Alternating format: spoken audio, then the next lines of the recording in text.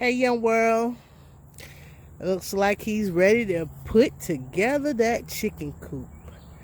That chicken coop is going to be made of pallets. Originally, we had decided to put this chicken coop between this tree. So, cover for the chickens for shade and, you know, whatever. But I'm thinking, hey, that's not a good idea, especially when it's a fruit-bearing tree. So it looks like this is gonna be a persimmon tree, but it just hasn't been producing fruit. I don't know if you guys can see it, because I can't see it, the sun's so bright. Let's go this way. There she go.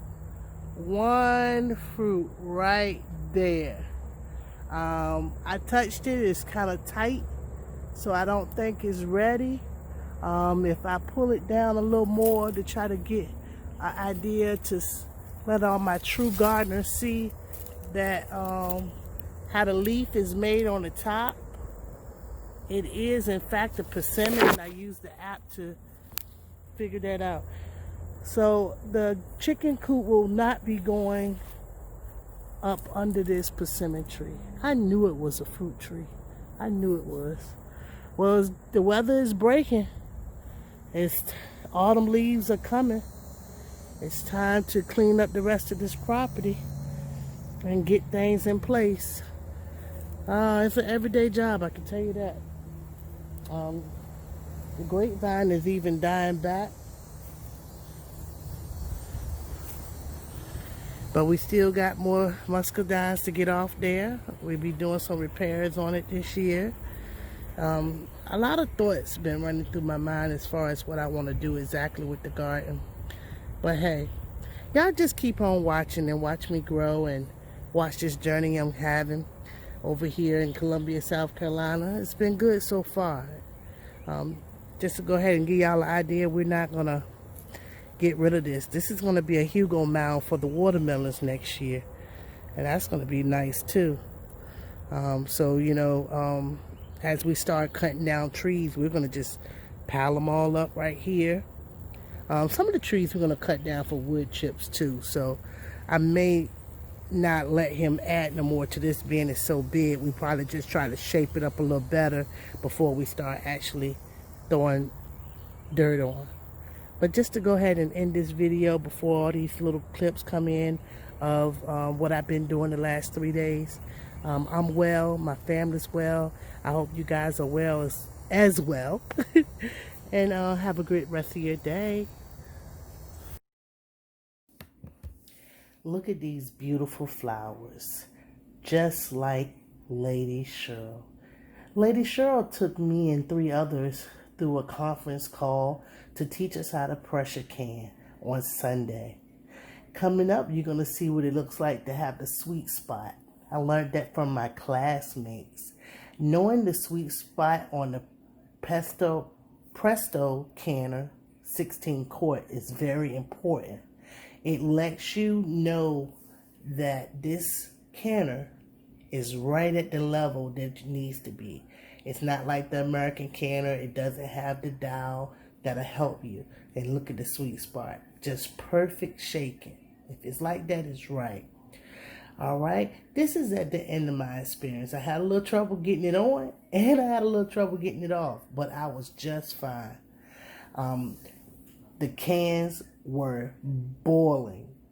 Sorry, jars. They're not canning. We are canning. Well, I don't know why they're going to call it jarring, but hey, we were preserving raw chicken. I packed the cold packed chicken in there, seasoned it with a little garlic powder, black pepper, and pickling salt. So that was my seasoning. Now, when these jars come out, they are extremely hot. You guys be very careful. Never try to hold the jar by the jar itself. Hold it by the lid. And that was instructed by Lady Cheryl, because you don't want that to slip out or make a mistake and drop. It's gonna, it's hot, so it's gonna burst. Look at that chicken. It is so beautiful. and it tastes great too. After the 24 hours set, I did open the can that I felt like the water pressure had went down. Looking at it, it doesn't seem like it was going to be a water pressure issue, or water level issue, should I say. But when I came back in 24 hours, it had settled and the water level was different. Keep in mind, when it's cooking and pressuring in that camera, some juices and fat do sink out. But other than that, it was a great experience. I don't regret it. Thank you so much, Lady Cheryl from Lady Cheryl's Organic Food Forest. She is the best. Y'all go follow her. She is the teacher that get us through it all. So, underneath this cloth, 24 hours have passed.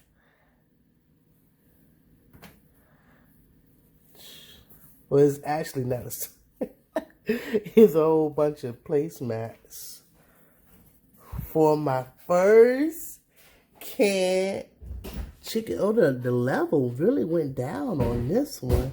I wonder, should I be worried? This was a whole chicken. Oh, look at the bone in there. Wow. The water level went down. I wonder, is that going to be bad or good? Oh, the jar is very greasy. But that's expected because when the fat is sinking out, look at that. It's been 24 hours again, y'all. Just to let y'all know. And the tops are not real tight. But I could see that it was popping out of this one, because it was fat in the can. Well, I did it. Thanks to Lady Cheryl. I really, really, really appreciate the time that you gave us. I did it. Stay tuned. More coming at you. This is my best yet journey. Everything is beautiful. This experience I'm having with the garden has really made me feel so grateful. I was already very grateful for everything that God has put in front of me in my life. But the garden is just like almost the icing on the cake. It's missing a couple of things, maybe a couple of designs, maybe a couple of candles. My life is not finished, so I'm pretty sure, but it's just amazing how this 40 years of life that I've been here, that I'm now gardening and canning, and look at there, sweet potatoes ready to come out the ground. Who knew? I walked over there just because it looked hollow in the middle, and I started moving the vines, and I moved the vines and peeped, and there they were, popping out the ground. I don't have footage for the sweet potatoes, but here is my harvest. Y'all see how big these sweet potatoes is. We got the letter S going on for Superman. I don't see no other letters, but that is a great harvest for my first time. I don't know what I would do different. I love what happened. My husband did the whole harvest, and he said they had pushed their way up to underneath the cardboard. It probably would have made more. But we are happy. They were there for 100+ days. My husband didn't see the carrots that was between there. Had he been paying attention to the stuff I say, he would have known to be careful going in there. But anyway, look at this harvest. We are grateful and thankful. You guys just continue following us on this journey. I'm pretty sure it's going to be awesome no matter what it is.